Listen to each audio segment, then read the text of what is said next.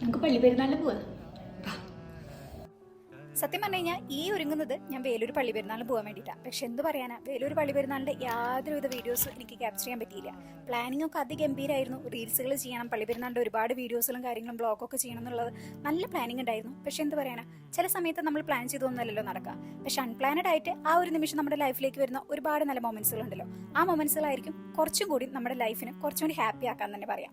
അങ്ങനെയുള്ള ഒരു ദിവസം തന്നെയായിരുന്നു. വേലൂർ പള്ളി പെരുന്നാളിന് വേണ്ടിയിട്ട് പോയതാണെന്നുണ്ടെങ്കിൽ കൂടി വേലൂരിന്റെ പള്ളി പെരുന്നാളിന്റെ യാതൊരു വീഡിയോസും എനിക്ക് ക്യാപ്ചർ ചെയ്യാൻ പറ്റിയില്ല.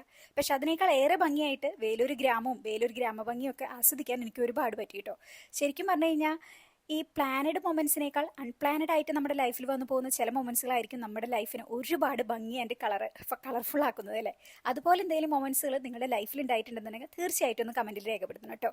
അങ്ങനെ എല്ലാ ആഘോഷങ്ങളും കഴിഞ്ഞ് ഞാൻ നേരെ വീട്ടിലേക്ക് പുറപ്പെടാൻ പോവാണ്. അപ്പം എങ്ങനെ അടുത്ത വീഡിയോയിൽ കാണാം.